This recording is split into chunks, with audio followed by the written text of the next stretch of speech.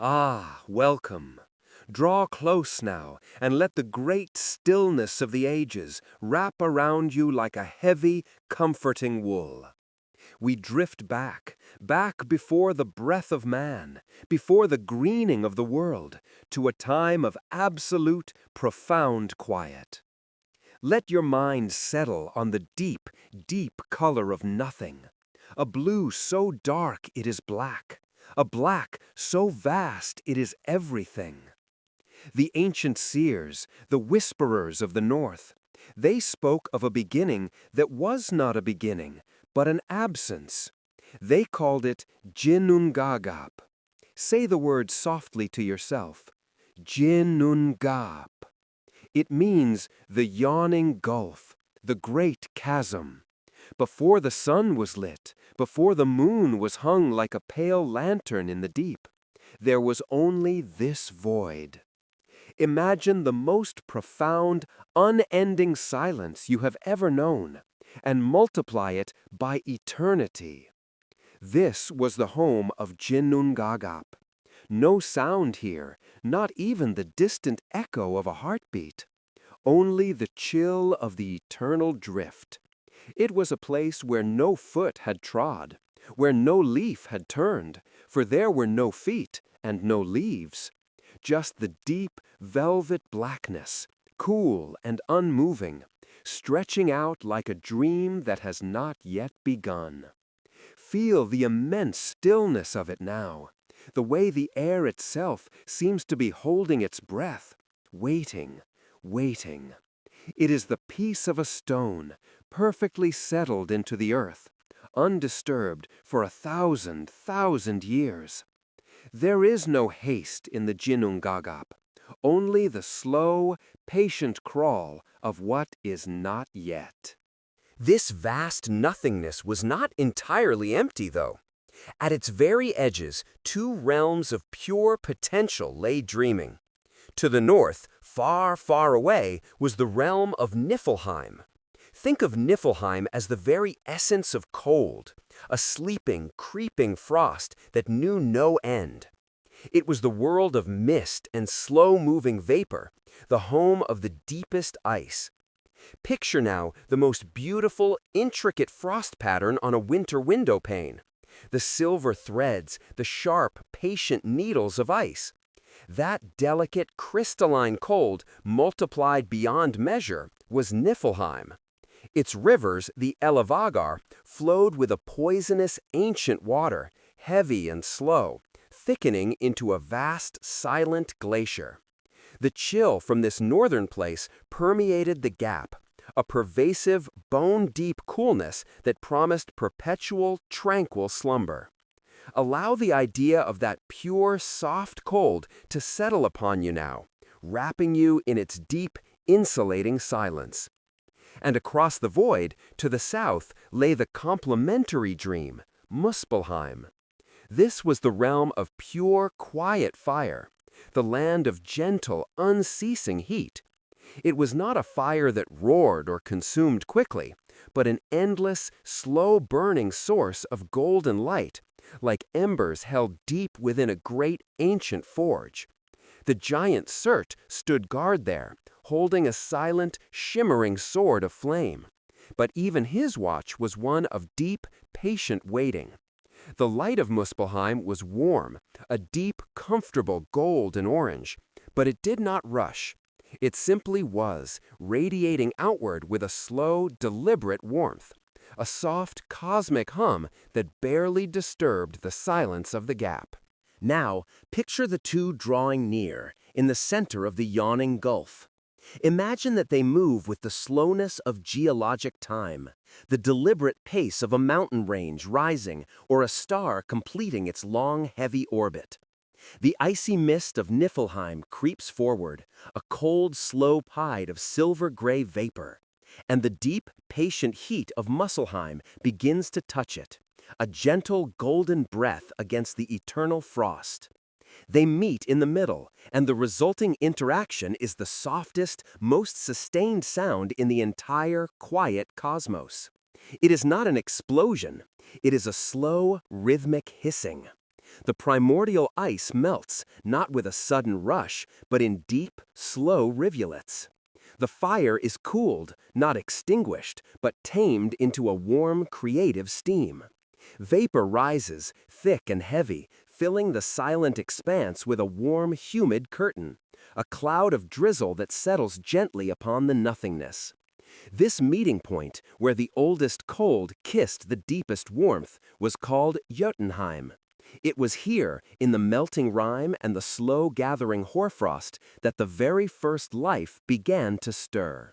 The first being to emerge from that gentle, life-giving drip was a giant, an immense, slow-moving form. His name was Ymir.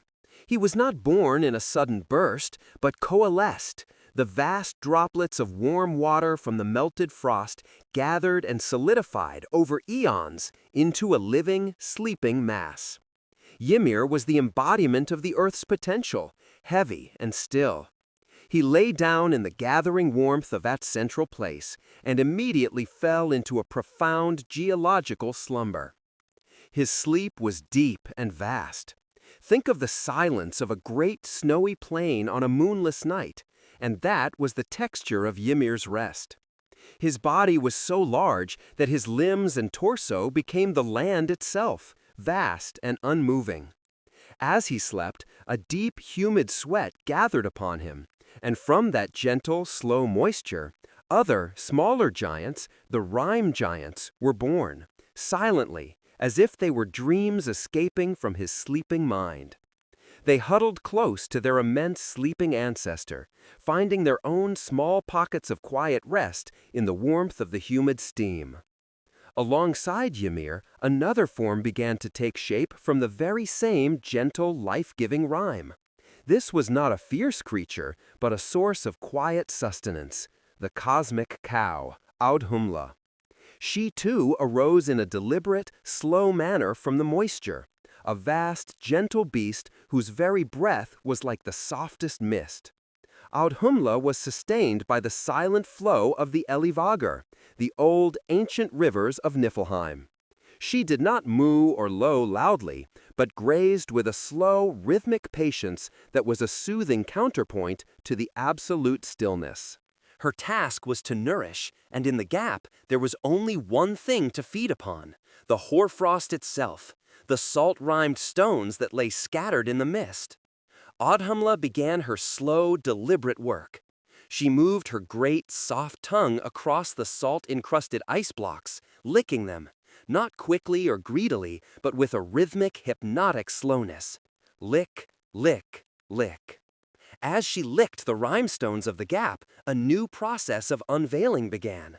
For a long, slow time, perhaps a day, perhaps an age, she licked, and only a small shape was revealed. A head of hair, like the finest threads of woven light, emerging from the cold salt shell. Lick, lick, lick. She continued her patient work for a second long, slow time, and a head and shoulders were revealed, solidifying slowly from the icy vapor. And on the third long, slow time, the figure stood forth, whole and complete. This was Buri, the first of the gods. He emerged not from a flash of light, but from the slow, deliberate work of the gentle cow, a figure born of the ice and the salt, a being of immense quiet strength. Buri stood tall and still in the hazy, warm steam, his eyes open but calm, surveying the absolute silence of the gap and the deep slumber of the giant Ymir. All was stillness then. The vast, sleeping form of Ymir, the patient, quiet Audhumla with her gentle, slow-moving tongue, and Buri, standing like an ancient stone pillar in the humid, vapor-filled gap. The time of true movement had not yet come. Only the slow, steady drip of the melting rime, the soft hiss of fire meeting frost, and the vast, cool darkness of the surrounding void.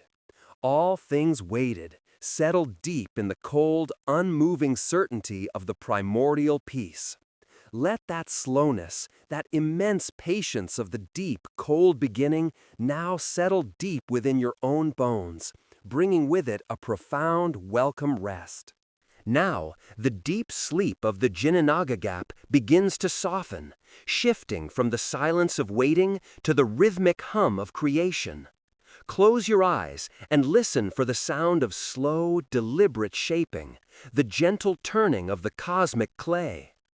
From the silent, stone-still figure of Buri, the first god, came a son, Bor, and Bor, in time, took as his companion a daughter of the giants, a woman named Bestla. This union, a quiet coming together of God and the ancient rhyme blood, brought forth the three who would change the shape of the silence forever. Not with a shout, but with the quiet, focused energy of those who know the patience required to build. These were the first architects, the three brothers, Odin, Vili, and Ve.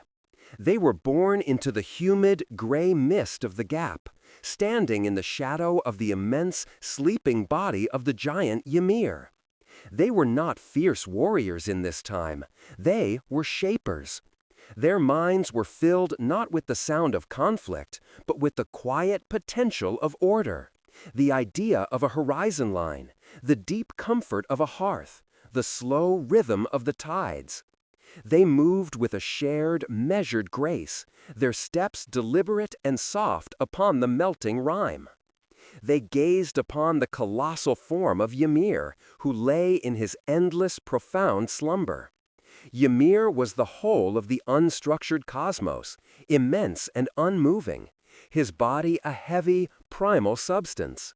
The brothers knew that to create a space for life, a place of comforting order and reliable rhythm, this great sleeping form must be dismantled. Picture this not as a battle, but as the slow, careful crafting of a world. The work was painstaking, requiring an immense, unhurried effort that lasted for vast stretches of time, where ages passed like the slow turn of a single heavy stone. First, the brothers lifted the vast, heavy bulk of Ymir's flesh, the soft tissues and the great, dense muscle. This they spread out, slowly, meticulously, across the entire expanse of the gap. This was not gore, but the rich, dark earth itself, the fertile soil that would one day welcome the gentle tread of feet and the deep roots of the bough. Feel the texture of that rich loam now, cool and dark, settling slowly into the void. Then came the bones. Ymir's bones were immense, white and heavy, the deep foundation of his sleeping form. These the brothers moved, one by one, with tremendous effort, lifting them and positioning them in slow, towering rows. These became the mountains, the silent, white-capped peaks that stand like eternal sentinels against the sky, their forms unmoving, promising stability and deep, comforting quiet. His great, crushing teeth and the splinters of his shattered bone became the scattered rocks and the boulders, the enduring hardness beneath the soil. The lifeblood of the giant, the vast, slow-moving rivers that coursed through his body, was then released. This was the most liquid, flowing element.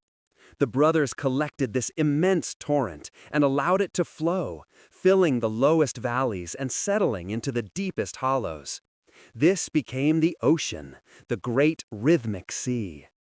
Hear the soft, hypnotic sound of the water settling, the vast, slow wash of the ancient tides. It is a deep, soothing rhythm, a constant, comforting sound that speaks of the world settling into its new form.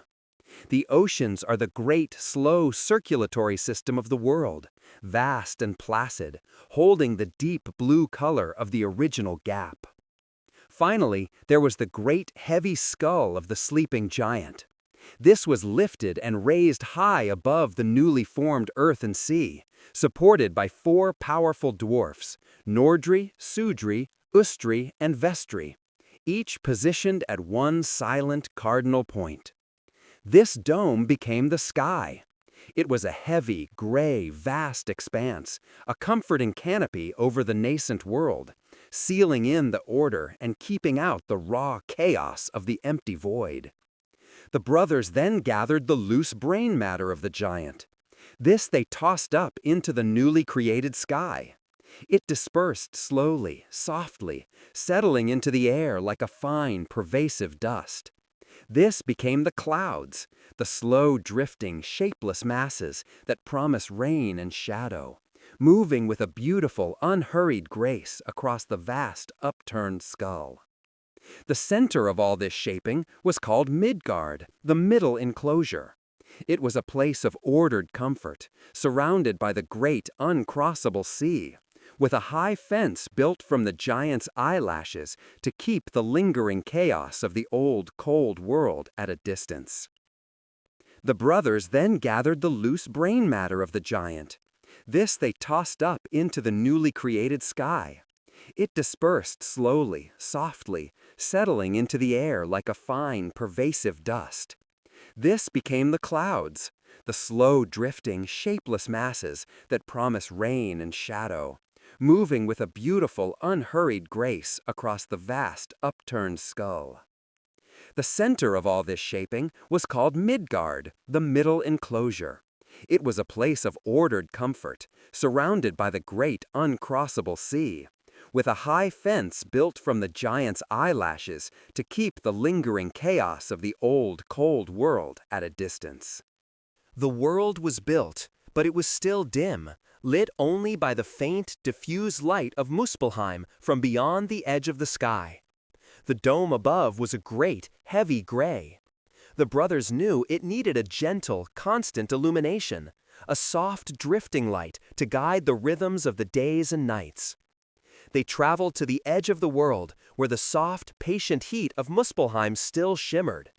They did not grasp at the vast flames, but carefully gathered the smallest, most delicate sparks, the tiny, glittering bits of ancient fire that floated gently on the periphery.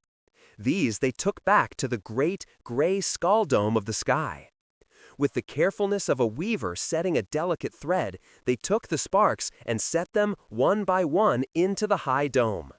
The sparks remained silent, fixed in their places, becoming the stars.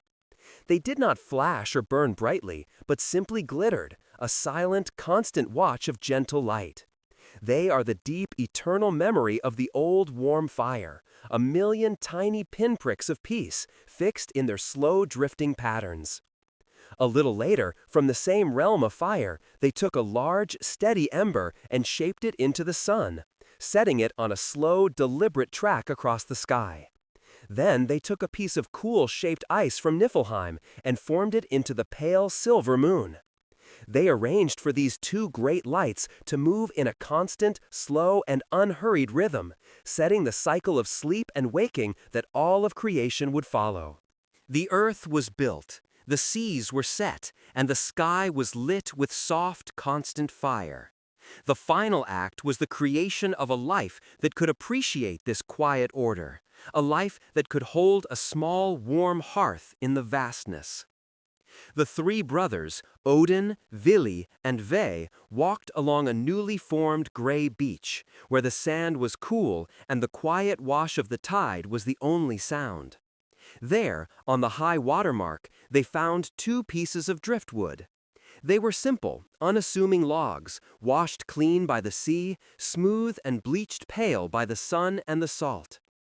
Odin, the shaper of the spirit, bent low over the two pieces of silent wood. He breathed a deep, slow breath into them, the very essence of life and the unseen spirit that allows for growth and deep, true rest. This was the breath of An, the spirit. Vili, the giver of feeling, stepped forward and gently laid his hands upon the two forms. He gave them vits, the power of will and desire, the quiet urge to reach toward the sun, and the deep, silent senses that allow one to feel the cool of the stone and the warmth of the hearth. And Ve, the giver of form, completed the gentle act. He gave them La and Leti, the slow-moving, recognizable form of man and woman, the soft, speaking sound of human language, and the deep, comforting colors of their skin. The two pieces of driftwood stood up. The man was named Ask, Ash, and the woman Embla, Elm. They looked out over the quiet ocean, their minds settling slowly into the beautiful, unhurried rhythm of the newly crafted world. They were not made for haste, but for the quiet appreciation of the long days and the deep restorative slumber of the long nights. Standing now on the firm, settled ground of their Midgard, all is now settled and still. The mountains are unmoving. The stars drift in their silent patterns. The ocean continues its slow, rhythmic wash. Let the deep patience of this cosmic crafting now wrap around you, settling your own frame, stone by slow stone, into a deep and profound rest. Now settle in beside the dying embers of the fire. The air is cool, and the deep shadows have grown long, long enough to reach across the entire Midgard we have built. Close your eyes and breathe deep the scent of old wood smoke and damp earth. We move now from the crafting of the world to the structure that holds it, the slow, breathing architecture of the cosmos itself. In the center of all things, where the earth of Ymir's flesh is deepest and most settled, there stands a tree. It is not just a tree, but the very spine of existence, an immense ash, known by the quiet, resonant name of Yggdrasil. Say it softly. Yggdrasil. Picture it now in the darkness, a form so colossal that its highest boughs brush against the edge of the sky, where the silent star dust of the clouds drift slowly by. Its leaves are vast and evergreen, rustling not with excitement, but with a deep, patient sigh, like the sound of a distant, slow-moving river. The great thick trunk is rough and gray, hard as the oldest stone, promising unwavering stability to all the worlds it supports. It is the deep, silent anchor against the endless void. Let your mind to drift down, down, following that immense, patient trunk. The true grandeur of Yggdrasil lies beneath the soil, in the deep, quiet work of its roots. These are 3 in number, vast and powerful, each one stretching out into a distant realm, seeking the waters that nourish the very fabric of fate.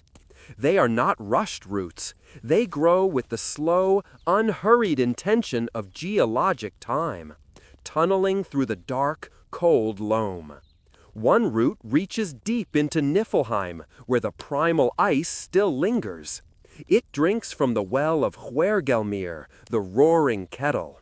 But here, in this telling, the roar is only a whisper, the sound of water so cold it moves with the thick, slow effort of syrup. This root is eternally chewed upon by the great dragon Nidhogg, but the chewing is not a ferocious act. It is a slow, methodical scratching sound in the deep dark, a distant, constant gnawing that reminds the tree of the ceaseless effort required to hold back the unmaking. Let that soft, rhythmic gnawing be a lullaby to you now, a sound that has always been and always will be deep beneath the earth. The second root stretches toward the land of the rime giants, where the original cold of the gap still holds sway.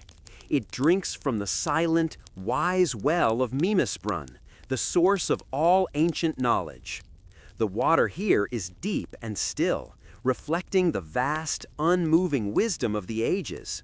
It tastes of the slow, cold passing of time, a liquid memory that asks only for patience and deep listening. And the third, the most sacred root, reaches down into the world of the gods themselves, reaching the well of Erderbrunner, the well of Erd. This is a place of profound stillness, hidden deep in the quietest, most peaceful clearing beneath the tree. The water here is pure and clear, constantly dripping, a sound that is the very rhythm of the cosmos. Drip, drip, drip. Listen to the steady, hypnotic, slow drip of the water from the overhanging root. It is at the base of this sacred root that the 3 Norns reside. They are not loud or dramatic figures, but silent, powerful women whose work is the most delicate and unhurried in all of creation. Their names are Urd, what has been, Verandi, what is becoming, and Skold, what shall be. They sit in the deep, soft shadow of the Yggdrasil root, and their hands are never still. They are the weavers of Urlog, the immutable layers of fate and deep past that govern every moment. They take up the slender, silvery threads of destiny, the thread of a falling bough, the thread of a sleeping heart, the thread of a quiet, passing day. Their movements are slow and graceful, hypnotic to watch. They spin the threads on a vast, silent spindle, winding them onto a smooth, gray bobbin. Hear the low, rhythmic sound of the spinning wheel now, a soft, whirring hum that is as old as the tree itself. It is the quietest sound of continuous effort, the sound of time being measured out in long, slow, silken strands. Urd holds the past, its weight heavy and settled in her hands. Verandi draws the threads into the present moment, a soft, unbroken pull. And Skold waits, her hands ready, for the future thread to be laid carefully upon the winding spool. Every day, they draw water from the well of Urd and pour it over the immense root, keeping it pure and strong against the silent decay.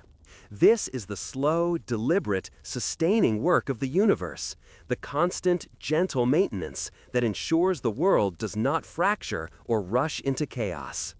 And high above and far below, a small creature attends to the tree. This is Ratatoskr, the nimble squirrel. He runs up and down the gray, rough bark of Yggdrasil, carrying small, petty messages between the eagle who rests on the highest bough and the serpent at the deepest root. But we do not hear his chattering. We only hear the distant, faint sound of his tiny, swift claws on the massive, unmoving trunk.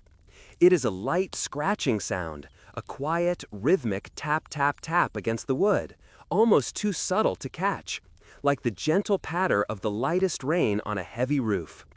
It is a reminder that even in the vast, still architecture of the cosmos, small, quick things move, but their movement is ultimately contained and quieted by the immense, unwavering presence of the ash. Let the deep, steady rhythm of the three Norns spinning, the slow drip of the well, and the distant, soft scratching of the squirrel now fill your awareness.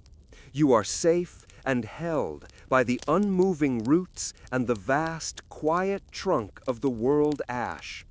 Settle your breathing to the slow, rhythmic sigh of the ancient leaves and drift deep into the profound peace of the unhurried cosmos. The great ash still stands, its roots holding firm against the dark.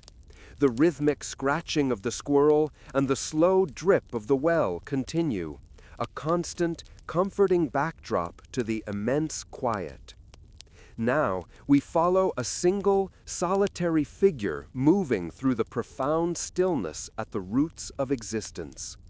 Return your mind to the silent, unmoving base of the great Yggdrasil. We turn our attention to Odin, the chief architect of the worlds, who had breathed the first spirit into humanity. Though he had crafted order and hung the silent stars, his knowledge was incomplete. A deep, quiet hunger for understanding lingered, a profound need to grasp the full arc of Urlog, the slow-woven threads of fate spun by the Norns. He began a solitary journey, a long, unhurried descent into the deep earth, following the path of one of the immense, cold roots of the world tree. The air grew heavy and thick around him, scented with the cool dampness of ancient stone and the dark, undisturbed loam. He moved through deep root tunnels where the only sound was the soft, deliberate scuff of his own footfalls on the cold earth, a sound quickly swallowed by the surrounding silence. These tunnels were long, long passages of deep shadow, where time itself seemed to stretch and slow. He was moving toward the heart of old, quiet memory, toward the well that fed the second great root, Mythosbrunner. Finally, the tunnel opened into a cavern of profound stillness. The air here was cool and utterly unmoving. In the center lay the well, a pool of water so deep and dark it was like a mirror reflecting the original Ginnungagap. The water was motionless, a deep, silent concentration of all that has been and all that is yet to be. Guarding this silent pool was the venerable head of Mimir, the ancient spirit of wisdom. Mimir was not a being of flesh, but a head preserved by ancient herbs and spells placed here by Odin himself long ago. He was quiet and unassuming, his sightless eyes holding the vast, unbroken silence of ages. He did not speak in loud pronouncements, but waited, his wisdom a deep, still reservoir, a knowledge so complete it required no haste, no rush. Odin stood before the well and the silent waiting head. His desire was not for power, but for deep insight, the ability to see beyond the limited horizon of the present moment and to understand the complete, slow pattern of life and death, creation and unmaking. He spoke his request softly, his voice a low, respectful hum that barely disturbed the air. Mimir did not answer with words, but with an immense, unwavering silence. The unspoken price hung heavy in the cool air. Nothing less than a piece of the self could purchase the sight of the all. The great god looked into the still, dark surface of the well, seeing his own reflection looking back, whole but limited. He understood the profound truth. To gain the sight that pierces all reality, one must willingly shed the sight that only perceives the surface. Odin reached up and touched his own eye, the eye that saw the immediate, the present day, the eye that knew only the fleeting moments of Midgard. He did not hesitate. This was not an act of pain, but a deep, deliberate shedding, an unhurried release. He removed the eye that was bounded by the light, and placed it gently into the cool, dark waters of Mythosbrunner. The water accepted the gift immediately, pulling it down into the profound, silent depths. It was a small, quiet sacrifice that purchased an immeasurable, vast vision. In that instant, one sight was gone, replaced by a sight that flowed not from an organ of the body, but from the very depths of the ancient well. Mimir nodded slowly, the slightest creak of old wood, and offered Odin the drinking horn, dipped deep into the quiet, dark water. Odin raised the horn to his lips. The water was immensely cold, tasting of stone and time, of the first frost of Niflheim, and the slow, patient history of the earth. He took a long, slow draught. The knowledge did not rush in with a shout or a flash. It came like the slow, powerful flood of a great ancient river, flowing gently but irresistibly into the deepest recesses of his mind. He saw the vast, slow spinning of the Norns thread, the deep, silent dance of the sun and moon, and the entire slow cycle of birth and return. He saw the end of the ash and its eventual quiet rebirth. He was filled not with excitement, but with a profound, deep calm, the calm that comes from knowing the full, long story. The wisdom settled within him, heavy and unmoving, like a deeply rooted boulder in a quiet field. The world had changed. He returned to the surface, now seeing with the inner eye of eternal knowledge, his gaze carrying the weight and the patience of the deep, silent well. Now, rest your own mind in that place of deep knowledge. Feel the immense cold of the ancient water, the deep, unhurried wisdom it contains. Let the sound of the slow, deliberate draught of water be the last quiet thought you hold. You have shed the need for fleeting sight. You now rest in the vast, comforting knowledge of the long, slow cycles of time. Be still and settle deep. We are held still by the deep, strong roots of the world ash. The silent, all-encompassing wisdom gained from Mimir's well now leads to a new, solitary stillness. Close your eyes and imagine the immense, unmoving trunk of Yggdrasil stretching up into the deep, quiet night. Despite the profound insight granted by the deep, cold waters of the well, Odin knew that the most fundamental secrets of Urlog, the power to truly shape fate and record its patterns, remained hidden. This deep power was held within the runes, the silent, secret language of the primordial ice and fire, the symbols that lie hidden in the very grain of the cosmic wood. To unlock this grounding magic, Odin chose the most solitary, unhurried path, the sacrifice of self to the self. He sought a stillness so absolute, a focus so complete, that the deepest structures of the world ash would reveal their quiet, unspoken heart. He journeyed high up the massive, rough trunk of Yggdrasil to a place where the air was thin and cool, and the stars, those silent, fixed sparks of Muspelheim, were close companions.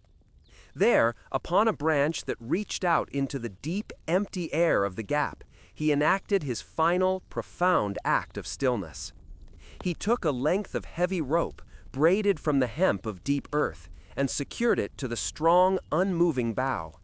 And then, with the deep, deliberate commitment of one who seeks the deepest truth, he performed the act himself. Odin, sacrificing Odin to the principle that underpins all creation. He hung suspended from the great ash, a solitary, unmoving figure between the worlds. He was pierced by his own spear, a slow, symbolic wound that allowed the fleeting life force to drift gently out, slowing his heart and his mind to a vast, unhurried tempo. The ancient whispering phrase describes it best: myself sacrificed to myself. He hung there for 9 long, slow, endless nights. Night 1. The air is cool and still. He feels only the slight, rhythmic sway of the great bough in the vast, silent breathing of the cosmos. The earth is now immensely far below, a dark, soft loam. He closes his eye and settles into the deep, profound unmoving. Night 2. The wind comes now, not with a howl, but with a long, continuous sigh, moving slowly through the highest, vast leaves of Yggdrasil. It is a sound that lulls and soothes, carrying the scent of ice from Niflheim and the deep, silent memory of the sea. Night 3. Hunger begins to settle, not as a sharp pain, but as an immense, empty space in the body, a vast chamber where all thought is stilled. This emptiness allows the mind to drift free from the small, fleeting needs of the flesh. Night 4. Thirst arrives, a slow, gentle drying that teaches the profound value of a single, quiet drip of water. This deliberate denial of the immediate helps focus the mind only on the deepest, most essential truths. Night 5. He sees the Norns below, immensely far away, their spindles turning with that same unhurried whirring hum. He watches the silver threads of Orlog being spun, the most delicate work in all the cosmos, and he begins to understand the quiet pattern of their weaving. Night 6. His mind enters a trance state, a deep, unmoving peace where thought itself is replaced by pure awareness. The rough bark against his body feels like the very stone of creation, solid and eternal. Night 7. In the vast, open darkness below him, he begins to see the shapes. They are not drawn in light, but emerge from the shadows, formed by the crossing of the smallest broken twigs and boughs on the ground far, far beneath. These are the silent, waiting forms of the runes. Night 8. The shapes solidify. They are angular and simple, born of the primal meeting of the horizontal earth and the vertical sky. They are the frozen, unspoken language of the ice and the fire, the quiet symbols that contain all the laws of the middle enclosure. The knowledge of their meaning begins to flow, not in words, but as a deep, settled feeling of understanding. Night 9. The final moment arrives. With a burst not of light, but of pure, quiet comprehension, the runes are known to him. The knowledge of their power, the magic of writing, of binding, of shaping fate through words is his. His purpose was achieved. The sacrifice was complete. He was released from the rope, not with a sudden snap or a violent crash, but with a slow, gentle descent. He did not fall. He drifted. Imagine the slowest leaf falling from a great bough on the stillest autumn day. It floats, turning gently, slowly, in the heavy, quiet air, taking an immeasurable time to reach the soft, dark loam below. He settled gently upon the earth, now possessing the deep silence and the profound, unhurried wisdom of the runes. He had traded his temporary sight and his comfort for the eternal knowledge held within the Yggdrasil's wood. The air around the world tree returns to its deep, unmoving peace. The runes are now known, a quiet, unbroken secret woven into the very fabric of the cosmos. Let the deep slowness of Odin's drifting descent now pull you down, down, down, into your own profound, gentle rest, held and protected by the silent, wise world ash. The deep silence of the runes has settled upon us, a quiet, geometric peace. Now let us turn our attention from the knowledge of form to the wisdom of words and the gentle, intoxicating power of poetry.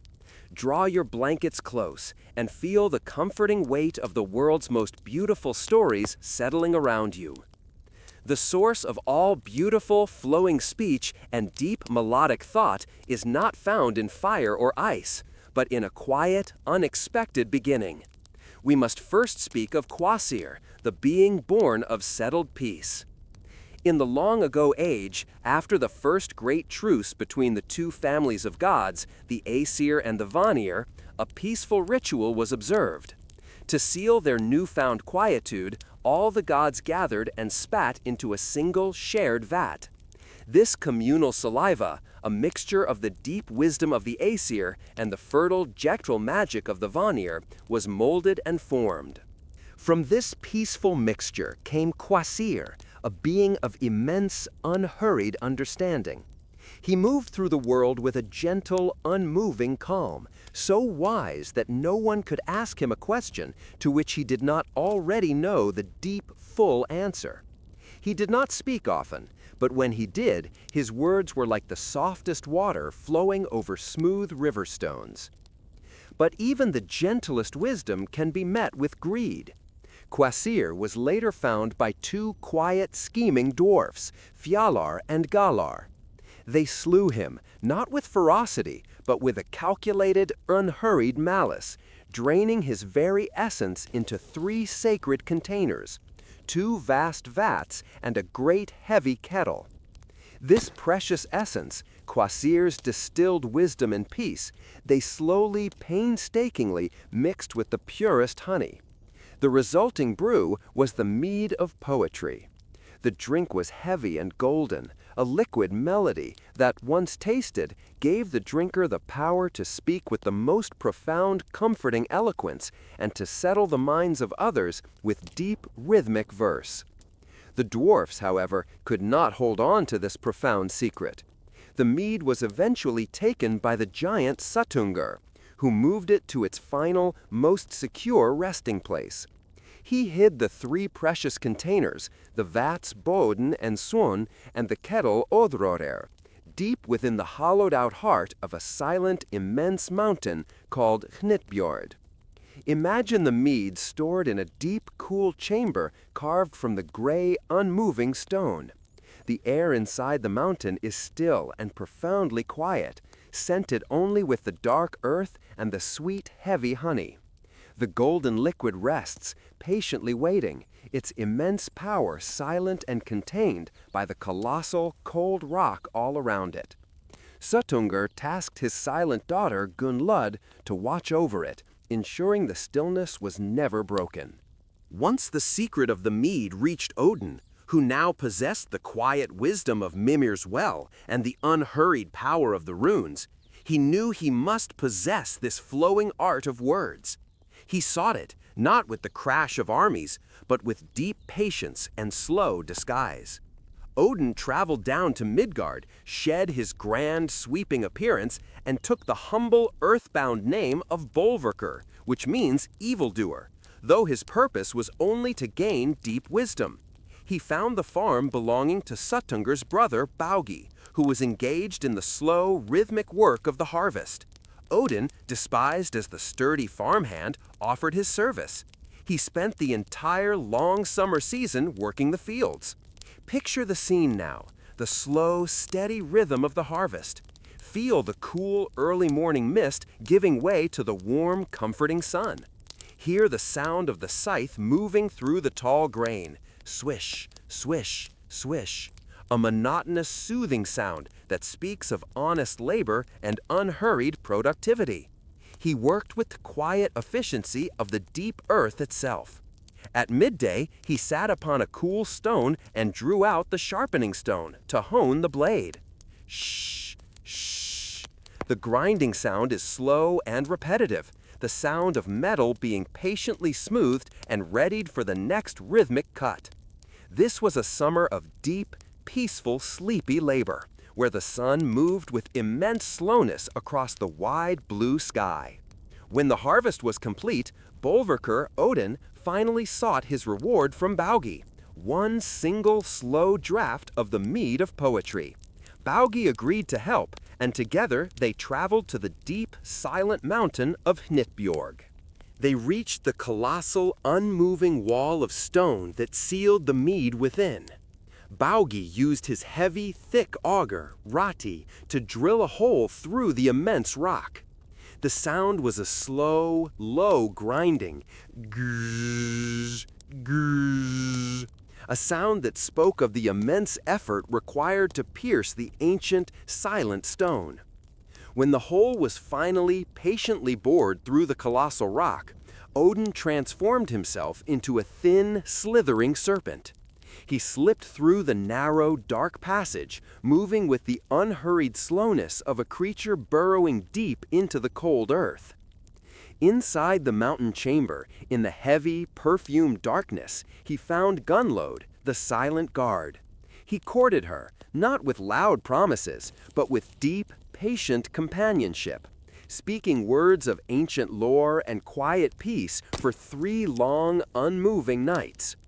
On the final, quiet morning, Gunlode allowed him access to the 3 vast containers. Odin did not rush.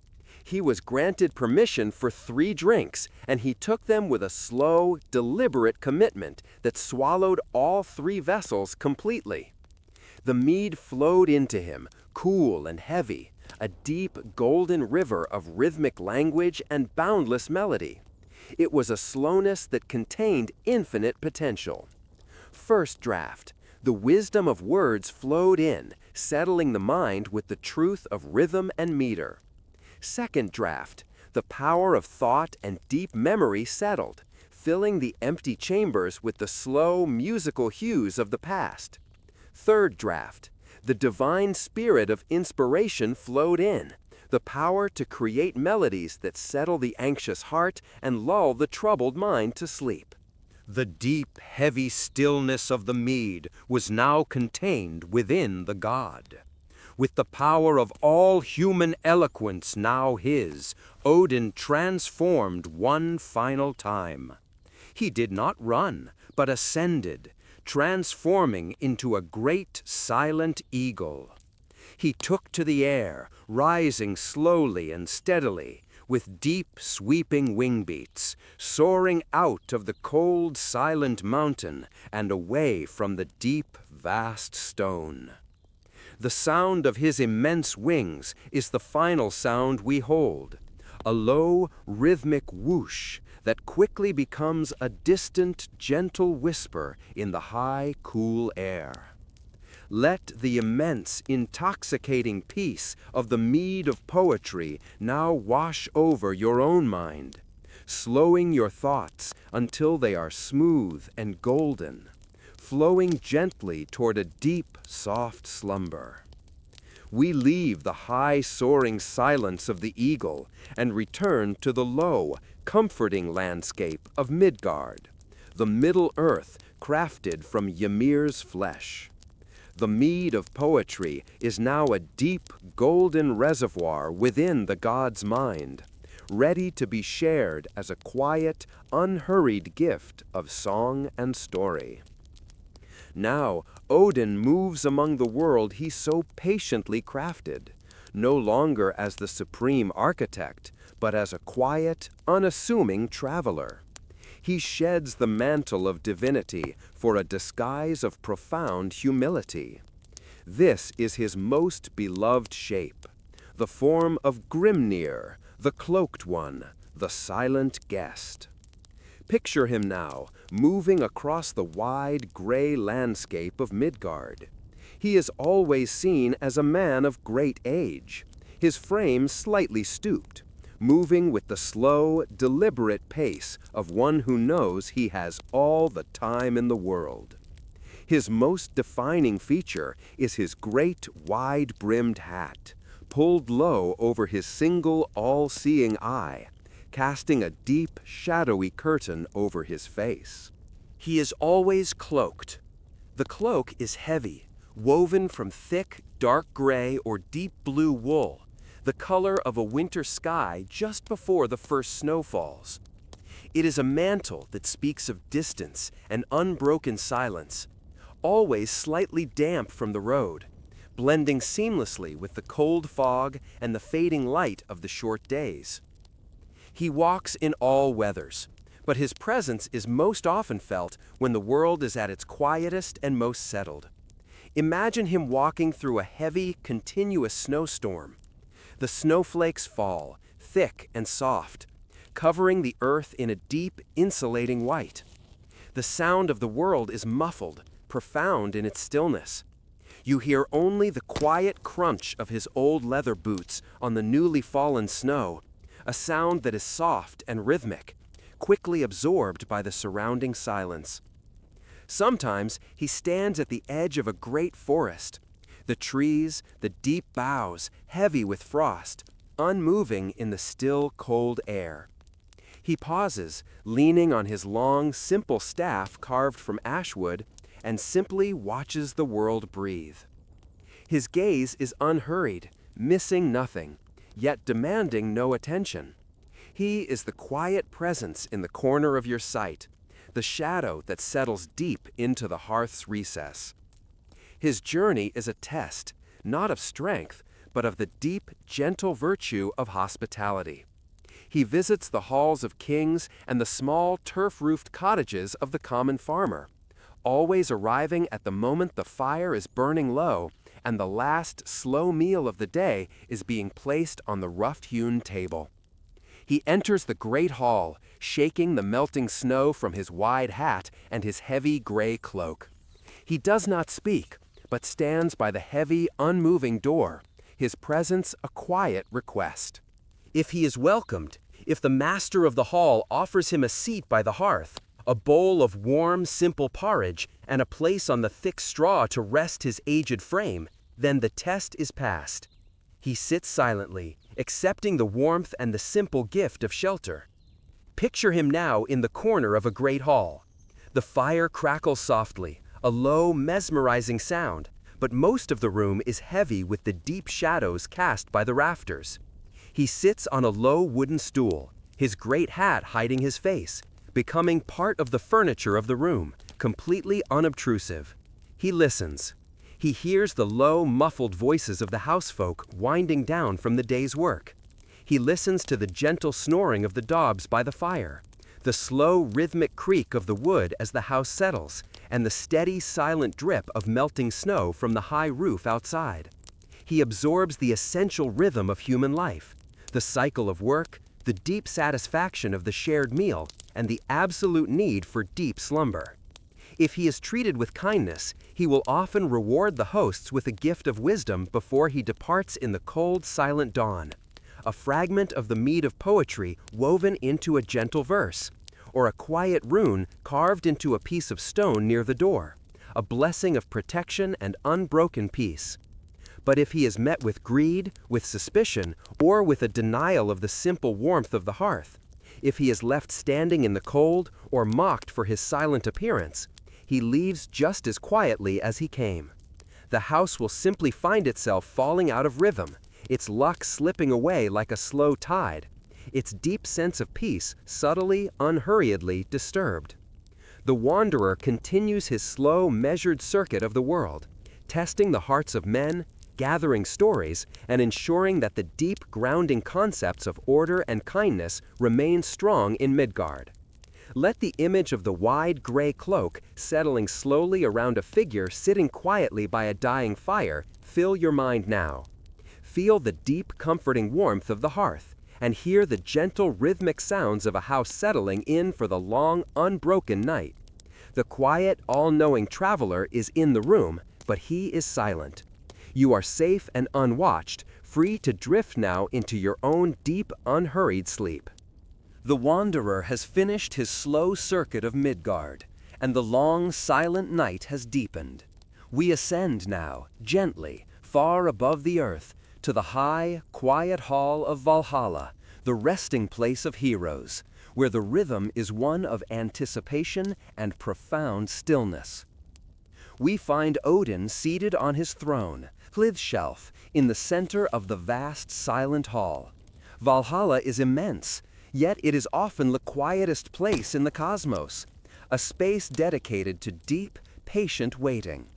The sound here is primarily the soft, muffled rustling of banners and the steady, low breathing of thousands of sleeping, unmoving heroes. At the feet of the Allfather, two great wolves are perpetually settled. They are Geri, the gluttonous, and Freki, the ravenous. Yet here they are not fierce or loud. They are quiet, immense hounds, curled into deep, silent balls of heavy gray fur. They are always resting, always waiting. They embody a deep, contained energy. But in this moment of peace, they are merely heavy, comforting shapes. Their slow, rhythmic inhalations and exhalations, the only sound. Hush, hush, the sound of the great beasts breathing, a low, steady pulse that underlies the quiet of the hall. Odin himself sits motionless. He consumes no food. He subsists only on the sweet, calming mead, the pure wine, which flows gently in an endless stream. He never truly needs the nourishment of the earth, as his wisdom is drawn from the deep well and the cold runes. Because of this self-sufficiency, he reaches down, his hand moving with the utmost slowness, and gently places all of the meat that is set before him, the simple, dark roast, onto the ground before the two sleeping wolves. They consume it slowly, with quiet, muffled sounds of satisfaction, their eyes barely opening before settling back into their deep, unbroken slumber. Their hunger is satiated, allowing them to remain calm and still in their long, long wait. High above the silent feast, perched on the rafters of the vast hall, are the two quiet companions of his mind, Hugin, thought, and Munin, memory. These are his two ravens, birds of profound intelligence, yet they too are often completely unmoving. Every morning, with a soft, almost inaudible swoosh of dark silken wings, they depart from the hall. They fly out across the vast, sleepy tapestry of the worlds, moving with the unhurried intention of deep thought. They do not chatter or call out. They are the silent absorbers of information, the quiet witnesses to all that is unfolding, all that is settling.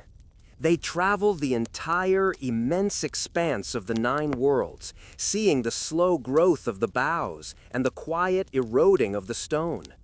They return at the end of the long day, slipping back into the hall with a gentle, muffled landing. They perch softly upon Odin's shoulders, and, in a low, whispering tone, they pour the totality of the day's events, the new memories and the thoughts of humanity, directly into the Allfather's waiting mind. This exchange is silent, deep, and complete, ensuring that the ancient god remains perfectly aware even in his profound stillness. Finally, we settle on the throne itself, Klitschkalf, the watchtower of the worlds. It is a seat that allows Odin to gaze upon the entire tapestry of existence below, from the depths of Niflheim to the highest branches of Yggdrasil. He sits, unmoving, and watches.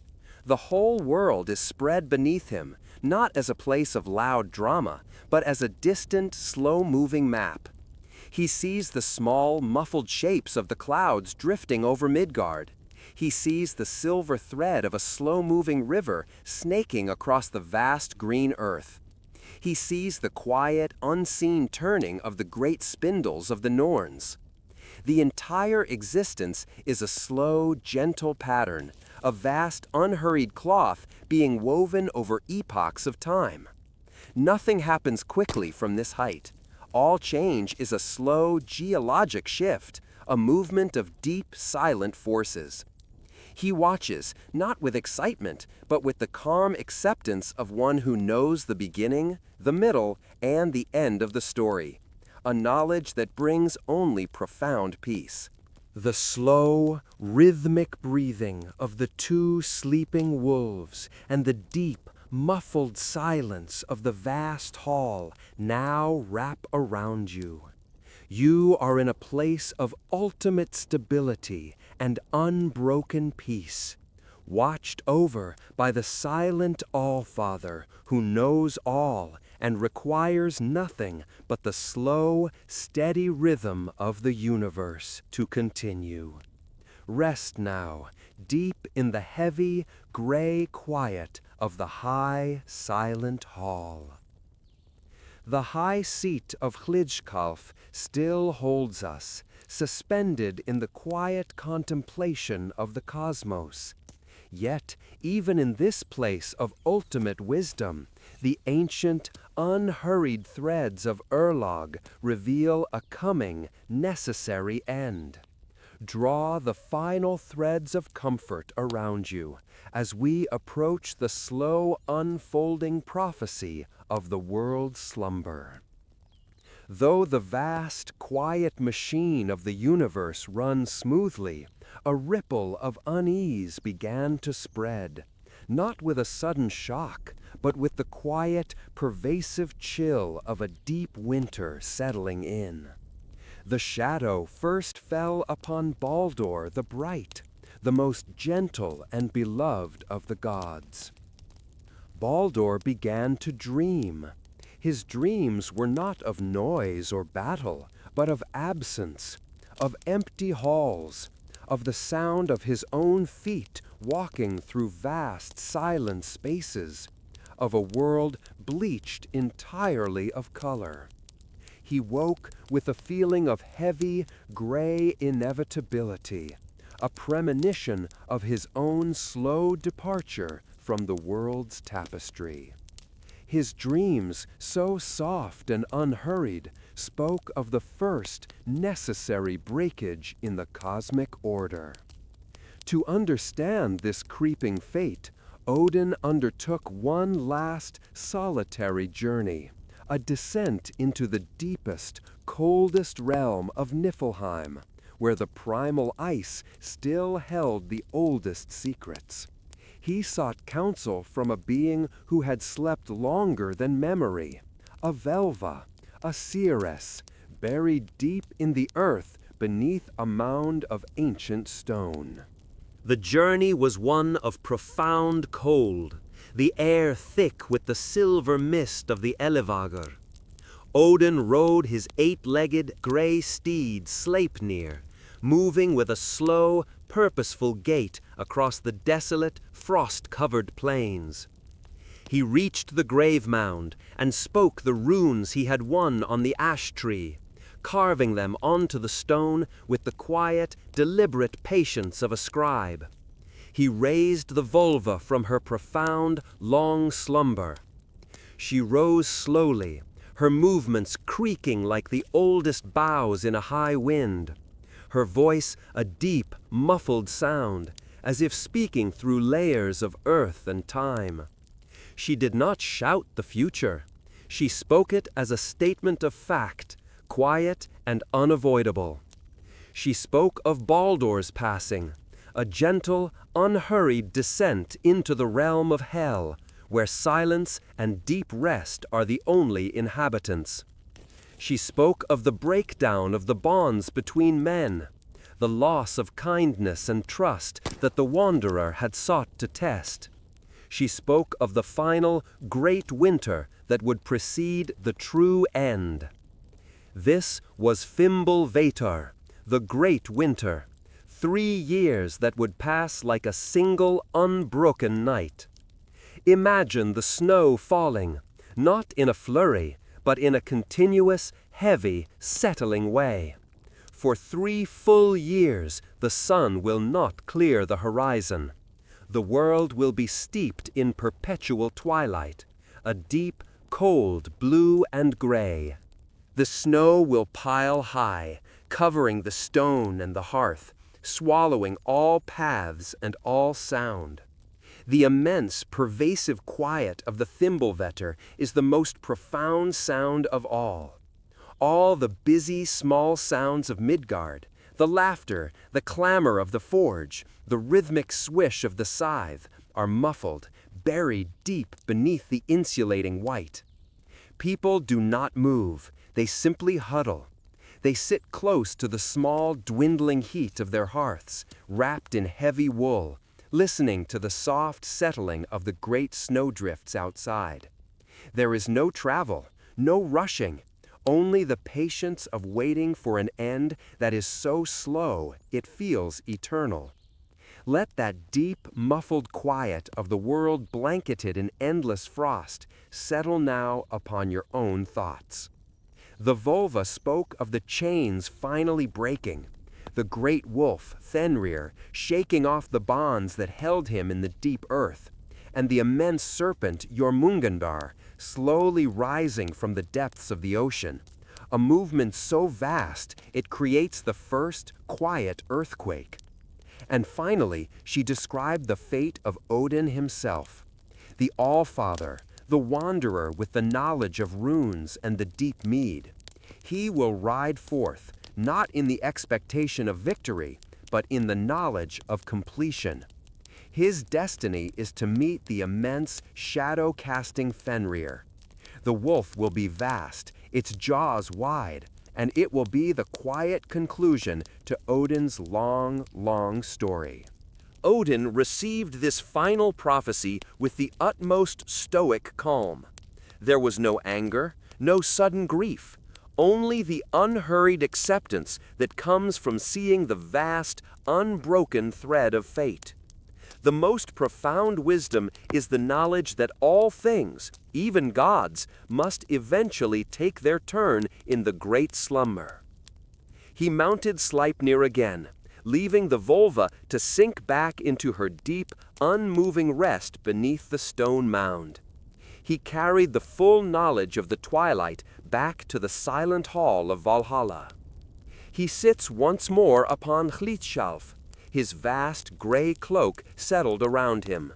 The 2 great wolves, Geri and Freki, rest at his feet, their breathing deep and rhythmic. He looks out over the slow, unfolding pattern of the final days, unmoving, waiting with the ultimate patience of the cosmic architect. Feel the profound, quiet acceptance of the Allfather now. The world is destined for a deep, healing slumber, and there is a deep, quiet comfort in the absolute inevitability of rest.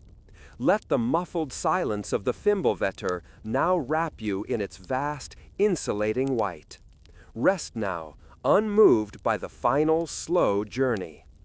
The Fimbulvetur has concluded its long, slow cycle, and the deep, muffled peace of the world's final stillness has arrived. Draw your breath deep now, and allow the remaining embers of the story to fade into the softest, most profound silence. We look upon the great rest, and then the quiet, unhurried promise of return. The prophecy has concluded, and the final moments of the old world unfold, not with a clamor, but with a vast, pervasive fade. The old order has reached its point of exhaustion, the ultimate rest promised by the deep, cold knowledge of the vulva. Imagine the world, Midgard, sinking slowly back into the vast, rhythmic sea from which it was once drawn. The great heavy mountains of Ymir's bones settle, dissolving into the ancient salt water. The sky, that vast overturned skull, loses its hold and sinks. The water rises with an immense, unhurried slowness, covering the hearths and the homes until all the crafted places of man are absorbed back into the great, quiet ocean. The constant, slow-burning fire of Muspelheim, which had provided the soft, ancient light for the stars, finally gutters. The embers cool, the golden light retreats, and the universe sinks back toward a state of profound, absolute darkness and cold. A return to the deep, heavy comfort of the original Ginnungagap. All is still, silent, and deeply, deeply at rest. The great machine of the worlds has stopped, awaiting the command of a new, slow beginning. But the vast silence is not eternal. After a long, unmeasurable time, a silence so deep it feels like forever, a profound, unhurried shift occurs. The earth rises again. It is a slow, gentle birth, the land emerging from the cold, vast sea like a child waking from a deep, restorative sleep. It is freshly washed, pristine, covered in the softest, deepest green. The new earth is untouched, unscarred, possessing a simple, inherent peace. The first, quiet sounds of the reborn world are not loud or sudden, but the soft, unbroken sound of water dripping from the newly risen stone, and the quiet rustle of the first, small, tender leaves unfurling on the new boughs. Two young survivors, Leaf, life, and Leifthresir, striving for life, emerge from a deep, protective hiding place within the roots of the ash, a hidden bough that survived the fire and the sinking. They are the beginning of a new, slow humanity, born not for conquest, but for patience and humility. In a new, green field, completely untroubled by memory or battle, the returning gods, the gentle sons of Odin and Thor, walk slowly, taking in the profound peace of the new landscape. There, resting in the soft, new grass, they find the abandoned remnants of a long-ago game. The smooth, carved pieces of Hnefataf, the chess pieces of the old gods. They pick them up, turning the cool stone pieces over in their hands, the objects triggering a profound, settled realization. They do not remember the battles or the shouts. They remember the stories. They remember the deep, quiet lore of the mead and the runes. They remember the stillness of the ash, the slowness of the tides, and the unhurried patience of the wanderer. The new world's wisdom is built on memory, not on striving. The eternal cycle has turned. All the noise, the hurry, the small anxieties of the old age have been washed clean by the vast, deep sea. And where is Odin, the Allfather, the cloaked one? He is not in a hall or on a throne. He is not a physical being in this new, gentle world. He is the memory itself. He is the spirit that flows in the mead, and the wisdom that resides in the silent, unspoken forms of the runes. He is the deep, muffled whisper of the wind in the boughs of the new young trees, a wind that sounds like the faintest echo of his old, deep sigh. He is the quiet acceptance of all that has been and all that will be in the slow, eternal cycle. The story now ends. The long, slow journey through the ice and the fire, the stone and the sea, the stillness of the gap and the deep slumber of the Thimblevetter is complete. The final log on the hearth has settled into a bed of deep, silent embers. The soft, gentle crackle of the dying fire is the last sound you hear. Let the great, unhurried peace of the eternal cycle wrap around you now. There is no rush, no fear, only the profound comfort of the slow, inevitable return to rest. Settle deep into the silence and sleep now. Sleep.